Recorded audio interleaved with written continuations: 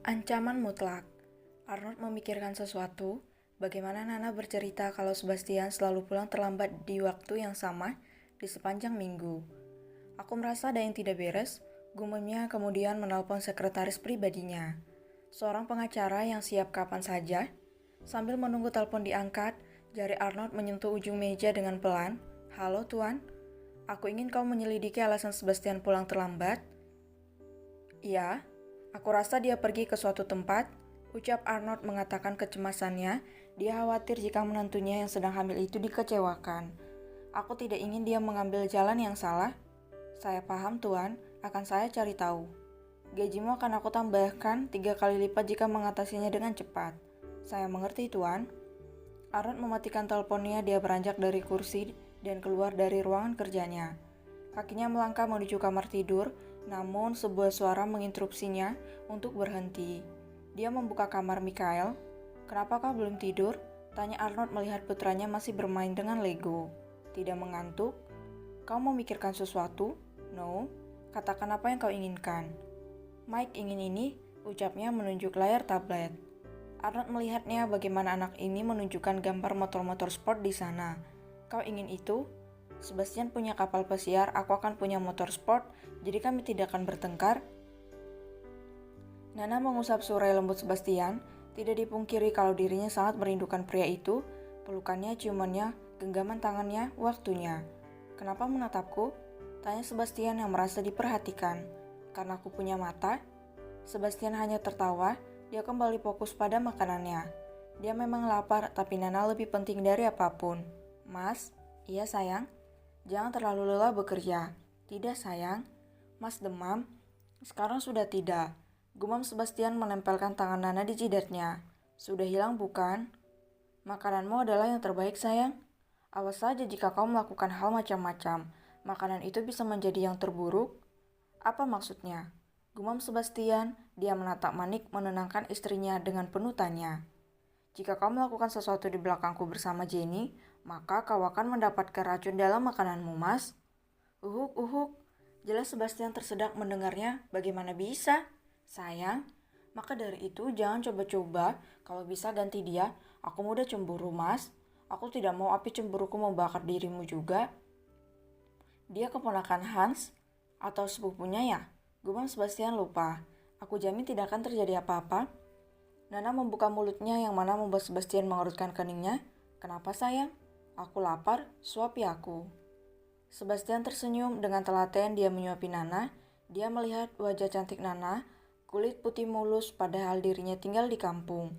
"Sayang, apakah kau tidak pernah berpacaran sebelumnya?" "Tidak ada waktu." "Tapi banyak pria yang datang padamu bukan?" Nana mengangguk. "Ya, untuk menagih hutang ayah." "Sayang, bukan itu maksudnya. Maksudku pria yang datang karena menyukaimu." "Banyak, tapi aku menolak. Mereka semua pria hidung belang." Sebastian mengerutkan keningnya. Masih sambil menyuapi, dia kembali bertanya, "Lalu kenapa kau menerimaku?" "Mas, kekayaan mereka tanggung. Mereka tidak sekaya dirimu. Jadi kalaupun kau macam-macam, akan aku kuras habis hartamu dan membawanya kabur." Sebastian menelan ludahnya kasar. "Kau tidak mau hal itu terjadi bukan, Mas?" Sebastian menggeleng kuat. "Maka jangan macam-macam di belakangku, apalagi dengan sekretaris barumu itu," ucap Nana memberikan tatapan nyalang. "Tidak akan sayang."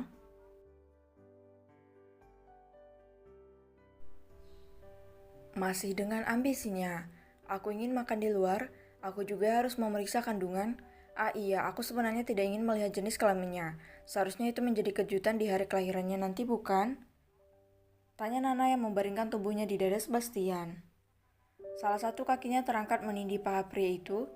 Selepas melakukan kegiatan panas, jelas keduanya beristirahat dan memberi jeda untuk memulai aktivitas lain.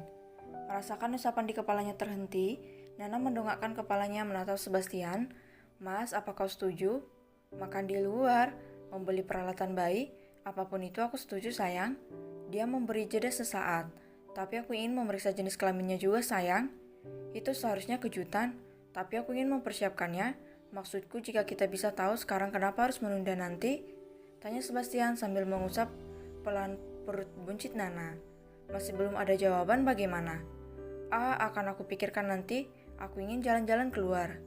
"Ibu hamil mempunyai banyak sekali keinginan." Gumam Sebastian. Membuat Dana mendengus kesal.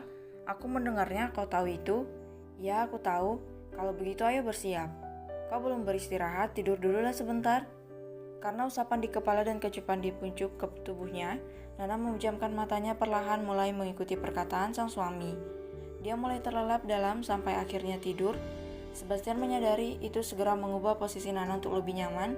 Dia bergerak menjauh dan meninggalkan Nana dengan selimut sampai batas leher. Membiarkan Nana telanjang karena memang yang Sebastian tahu kalau wanita hamil lebih baik tanpa celana. Jujur saja, Sebastian tidak bisa tenang meninggalkan pekerjaannya. Dia sedang dalam gencar-gencarnya mengembangkan bisnisnya. Bukan hanya di benua ini, Sebastian ingin seluruh dunia didominasi oleh kapal pesiar buatannya. Dan tentu saja itu hanya untuk anaknya kelak, supaya meskipun tidak mendapatkan warisan dari Arnold, hidup mereka akan terjamin. Setelah itu Sebastian pergi ke ruangan bekerjanya untuk menyelesaikan sesuatu.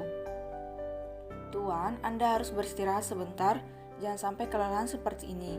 Aku baik-baik saja, jawab Sebastian saat Hans datang ke rumahnya untuk memberikan beberapa dokumen. Anda tahu kekayaan Anda sangat banyak, saya pikir tidak membutuhkan perusahaan milik ayah dan ibu Anda. Itu hak milikku, bagaimana bisa tidak aku ambil alih? Tenanglah Hans, jika semua ini berjalan baik, aku akan mudah mengakuisisi perusahaan Arnold dan semuanya menjadi tenang. Hans mengambil napas dalam. Jujur saja dia khawatir pada kondisi majikannya yang terus memaksakan diri untuk bekerja, padahal Hans tahu kalau uang Sebastian tidak akan habis dengan mudah. Anda seharusnya menjadi sehat supaya bisa tetap menafkahi mereka. Ya, aku melakukannya, hanya saja sekarang aku ingin mengambil semuanya.